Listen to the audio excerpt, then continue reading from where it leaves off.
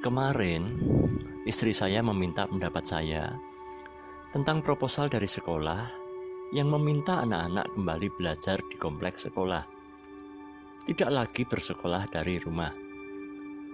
Nah, di sini para orang tua diminta untuk terlibat mengambil keputusan tentang nasib hidup mati anak-anaknya. Ini adalah sebuah keputusan yang sulit. Proposal ini harus segera ditanggapi, disikapi, dan jangan didiamkan. Setiap hari, manusia memang harus membuat suatu pilihan dan keputusan. Ini adalah sebuah kenyataan dalam hidup yang tidak mungkin terelakkan. Bahkan, tidak membuat keputusan pun adalah suatu bentuk keputusan atau sikap, yaitu keputusan untuk tidak berkeputusan, alias pembiaran. Lalu apa resiko dan bahayanya jika kita tidak bersikap atau tidak berkeputusan? Ya, nasib kita akan ditentukan oleh situasi atau orang lain yang berani mengambil keputusan. Nah, jika demikian, kita tidak berhak dong untuk marah-marah manakala orang lain akhirnya mengambilkan keputusan untuk Anda. Atau Anda mengambil keputusan berdasarkan jumlah mayoritas yang ada. Ini yang biasa dinamakan dengan social validation. Social validation adalah suatu metode pengambilan keputusan berdasarkan atas opini dari orang banyak. Contohnya, Anda ketika membeli suatu produk secara online, kebiasaan kita adalah membeli suatu produk dari pelapak yang memiliki ulasan cukup banyak. Pernah ada banyak yang beli, like-nya terbanyak maupun dislike-nya atau komplainnya paling sedikit. Ini adalah sebuah tindakan social validation. Memang social validation ada kalanya bermanfaat untuk mengambil keputusan secara cepat. Namun ingat bahwa cara itu tidak selalu memberikan jaminan bahwa keputusan Anda tepat.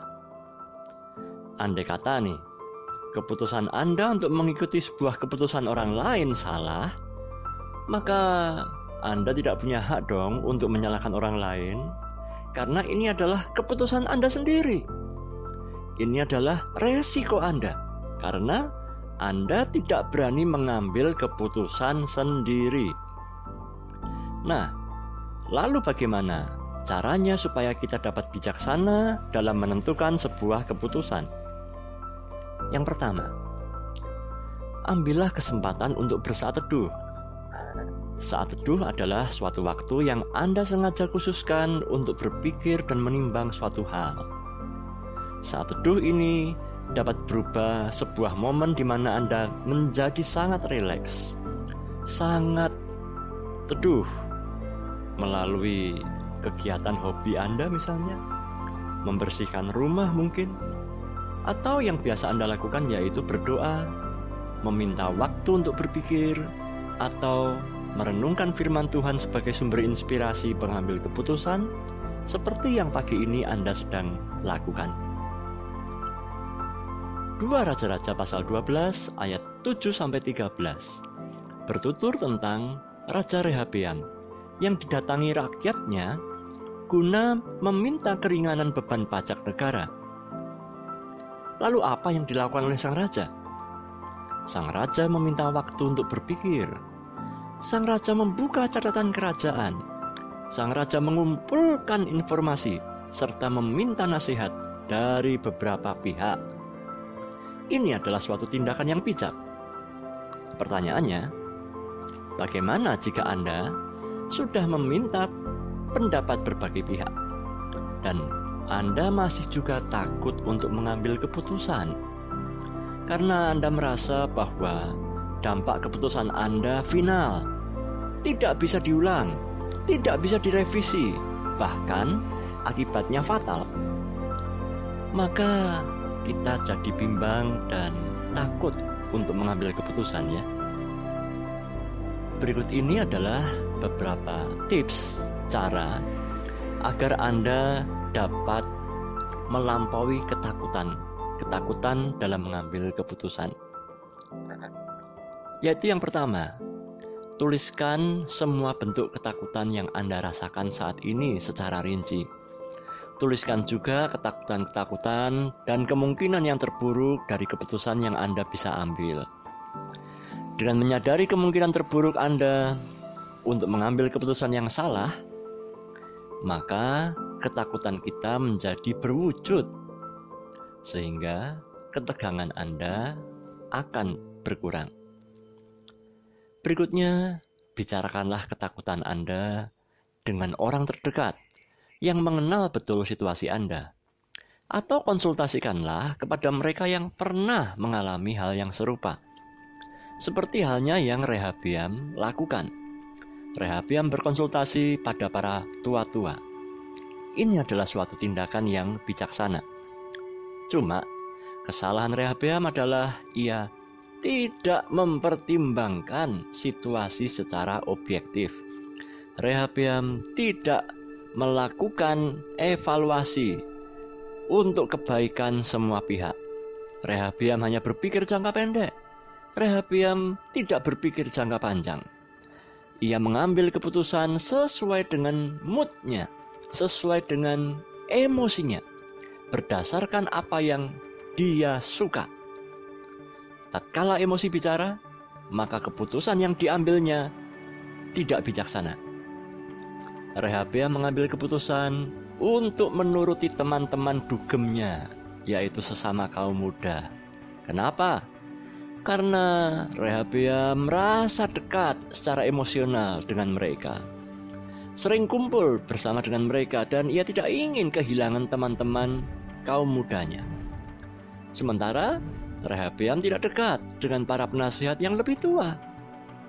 Jadi, ketika Anda dalam situasi yang sama, cobalah untuk tenang.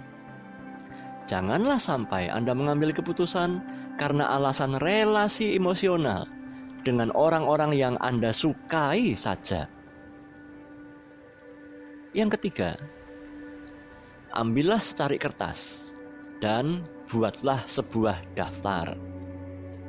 Tuliskan apa saja yang terlintas dalam benakmu tentang alternatif keputusan yang Anda bisa ambil. Tulis saja, jangan batas-batasi, jangan dipikir dulu, jangan difilter dulu. Tulis saja. Termasuk juga keputusan yang tampaknya lucu atau tidak lazim.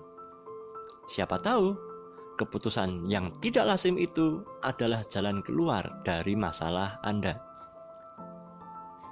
Berikutnya, tanyakan kepada siapa saja pihak yang terpengaruh atas keputusan Anda. Mungkin itu adalah istri Anda, mungkin itu adalah anak Anda, rekan sepelayanan di gereja, dan lain sebagainya.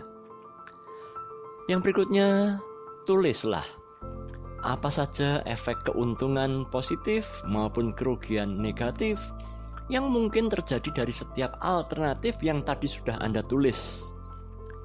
Kemudian tanyakan 5 kali kata mengapa untuk setiap positif atau negatif dari alternatif keputusan yang Anda sudah tulis tadi.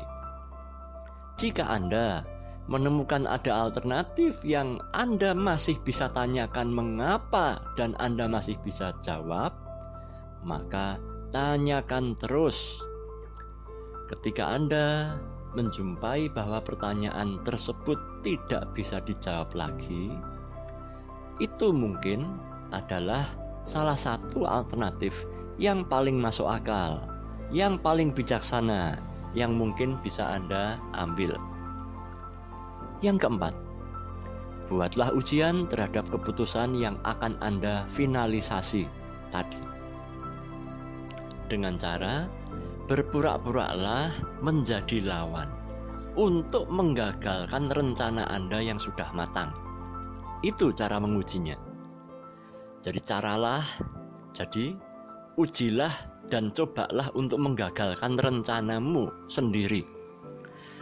Kalau Anda merasa kesulitan, carilah kawan lain yang bisa mencari kelemahan-kelemahan dari kesulitan, carilah kawan lain yang bisa mencari kelemahan-kelemahan dari keputusan Anda. Di sini Anda pasti akan menemukan suatu keputusan yang paling minimal kerugiannya, yang setidaknya lebih bijaksana dan paling masuk akal. Dan yang terakhir, yang kelima, ambillah keputusan Anda dengan berani dan lakoni. Rencana maupun perhitungan yang matang akan menjadi sia-sia jikalau Anda tidak berani ambil keputusan dan beraksi. Selamat bergumul bersama dengan Tuhan untuk mengambil keputusan yang bijaksana, sebab hanya Dialah yang mempunyai masa depan dan rencana dunia. Pak, bagaimana jika keputusan yang saya sudah ambil, yang saya pergumulkan dengan Tuhan ternyata masih juga salah? Kita akan diskusikan pada session bersama dengan saya di waktu yang selanjutnya. Tapi yang paling penting, pelajaran hari ini adalah jangan ambil keputusan hanya karena Anda suka atau tidak suka, like or dislike. Itu salah besar.